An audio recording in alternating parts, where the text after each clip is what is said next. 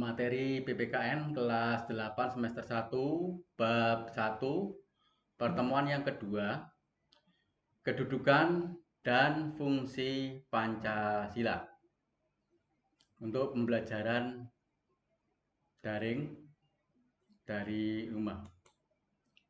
Assalamualaikum warahmatullahi wabarakatuh. Mari kita bersama-sama, sebelum pembelajaran kita mulai, kita berdoa terlebih dahulu. Berdoa mulai.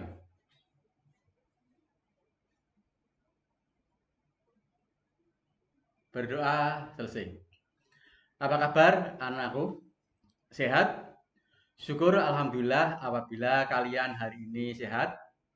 Jangan lupa jaga kesehatan kalian masing-masing dari virus corona dengan mentaati protokol kesehatan.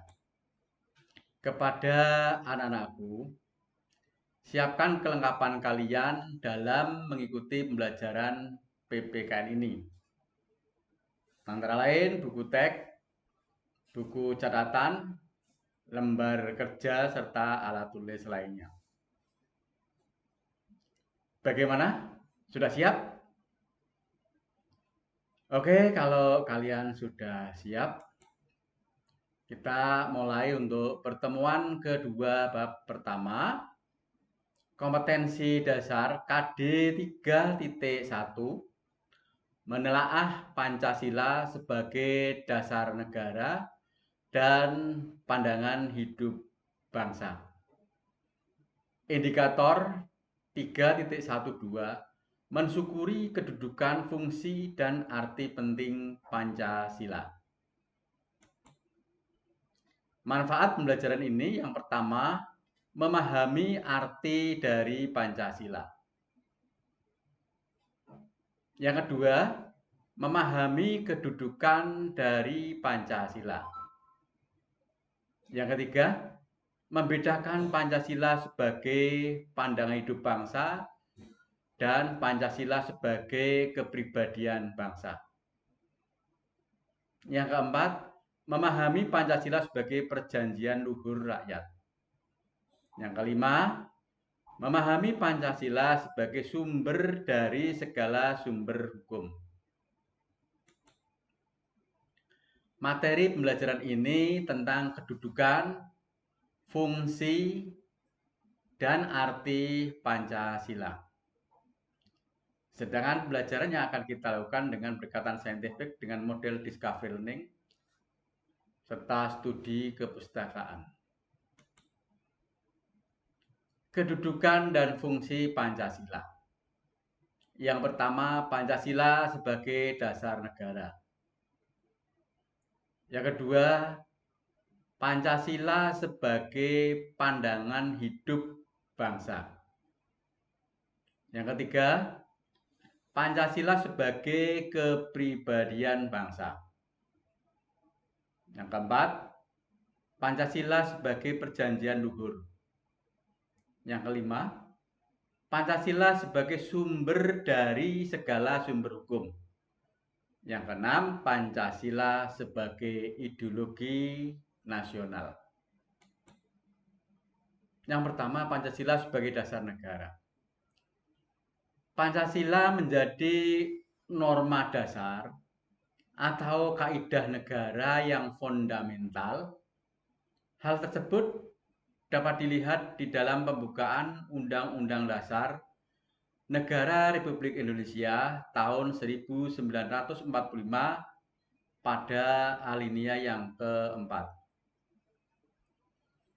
Maka disusunlah kemerdekaan kebangsaan itu dalam suatu Undang-Undang Dasar Negara Republik Indonesia yang terbentuk dalam suatu susunan negara Republik Indonesia yang berkedaulatan rakyat dengan berdasarkan kepada ketuhanan yang Maha Esa, kemanusiaan yang adil dan beradab, persatuan Indonesia, kerakyatan yang dipimpin oleh hikmat kebijaksanaan dalam permusyawaratan perwakilan, keadilan sosial bagi seluruh rakyat Indonesia.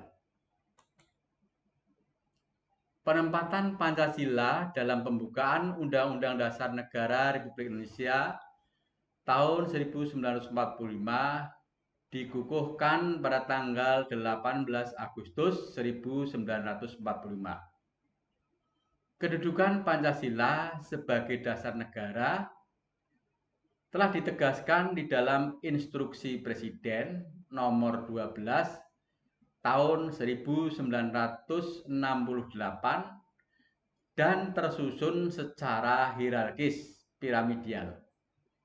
Artinya bahwa tiap-tiap sila Pancasila memiliki hubungan yang saling mengikat dan menjiwai satu sama lainnya, sehingga tidak dapat dipisahkan antara sila satu dengan sila-sila lainnya. Yang kedua, Pancasila sebagai pandangan hidup bangsa. Pancasila sebagai pandangan hidup bangsa mengandung makna bahwa segala aktivitas sehari-hari bangsa Indonesia harus sesuai dengan nilai-nilai yang terkandung dalam Pancasila. Misalnya seperti nilai ketuhanan, nilai kemanusiaan, nilai persatuan, nilai kerakyatan, dan nilai keadilan. Sebagai pandangan hidup bangsa, Pancasila juga memberi arahan untuk mencapai kesejahteraan.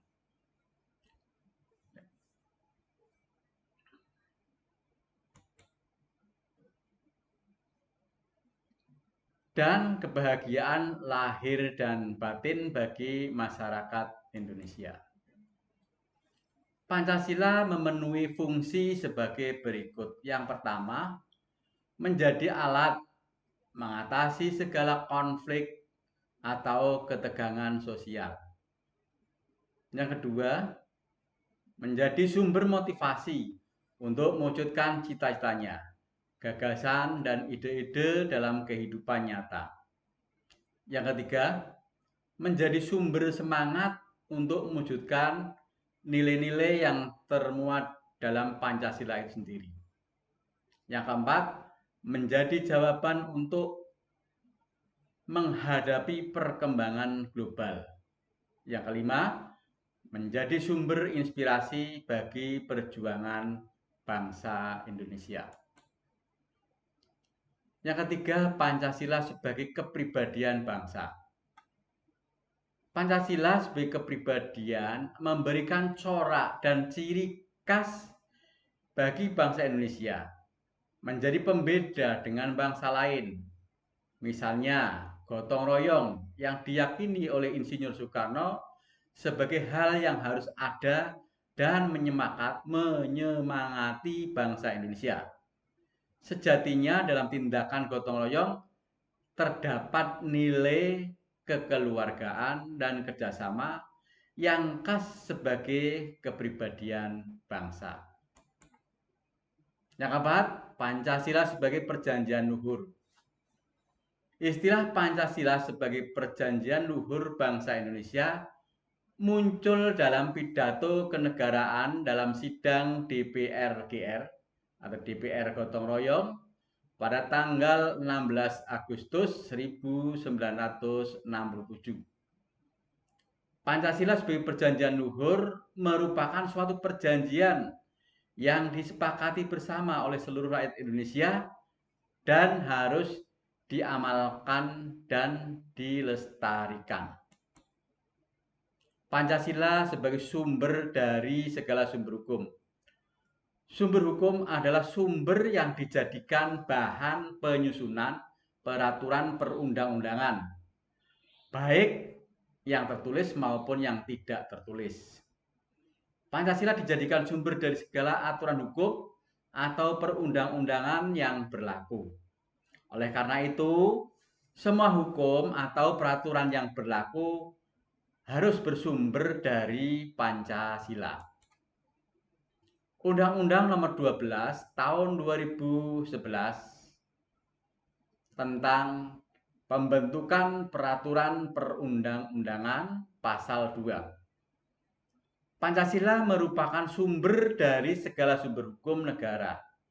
Sebagai sumber segala aturan hukum, Pancasila merupakan dasar untuk mengatur perundang-undangan yang dijabarkan dari nilai-nilai Pancasila. Jadi, setiap ada peraturan perundang-undangan harus sesuai dengan nilai-nilai Pancasila. Seperti yang tadi saya sebutkan, yaitu nilai ketuhanan, nilai kemanusiaan, nilai persatuan, nilai kerakyatan, dan nilai keadilan. Yang keenam, Pancasila sebagai ideologi nasional. Dalam Kamus Besar Bahasa Indonesia, ideologi berarti cara berpikir seseorang atau suatu golongan. Pancasila adalah ideologi bangsa sehingga dipandang sebagai suatu hasil perenungan atau pemikiran bangsa Indonesia yang diambil dari nilai-nilai adat istiadat yang terdapat dalam pandangan hidup masyarakat Indonesia. Oleh karena itu, Pancasila sebagai ideologi nasional merupakan sistem nilai yang ideal, dicita-citakan dan diyakini kebenarannya untuk diwujudkan dalam kehidupan bermasyarakat, berbangsa, dan bernegara. Setelah kalian memahami materi tersebut, kerjakan tugas mandiri di bawah ini. Jawablah dengan benar. 1. Apa arti dari Pancasila bagi bangsa Indonesia? 2. Sebutkan the founding father, perumus Pancasila. 3. Jelaskan Pancasila sebagai A. Dasar negara, B. Pandangan hidup bangsa. 4. Apa yang dimaksud Pancasila sebagai sumber dari segala sumber hukum? 5. Apa yang dimaksud Pancasila sebagai perjanjian luhur? Kerjakan tugas mandiri tersebut di atas pada buku tugas kalian dengan melihat sumber buku teks PPKN kelas 8, sumber lain yang relevan, serta LKS. Kesimpulan, bahwa kedudukan Pancasila bagi bangsa Indonesia sangat penting di samping sebagai dasar negara juga sebagai pandangan hidup bangsa. Pancasila sebagai ideologi bangsa merupakan sistem nilai yang ideal, yang dicita-citakan, yang diidam-idamkan, yang diyakini kebenarannya untuk diwujudkan. Bagaimana manfaat pelajaran yang belajar kita lakukan? Manfaatnya sangat baik bagi kita untuk berlatih berpikir kritis. Apa sikap yang perlu dilakukan hanya? Kita harus lebih memahami kedudukan dari Pancasila baik sebagai dasar negara maupun pandangan hidup bangsa. Kita harus mengamalkan nilai-nilai Pancasila dalam kehidupan yang nyata, sehingga Pancasila akan tetap lestari. Sekian pertemuan kali ini. Apabila ada kekurangan maupun kata-kata yang kurang berkenan, saya mohon maaf ya. Untuk pertemuan berikutnya, kalian pelajari bab 1 pertemuan ketiga tentang arti penting Pancasila sebagai dasar negara dan pandangan hidup bangsa.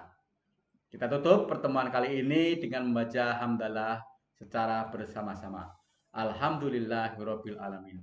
Wassalamualaikum warahmatullahi wabarakatuh. Selamat berjumpa kembali pada pertemuan berikutnya.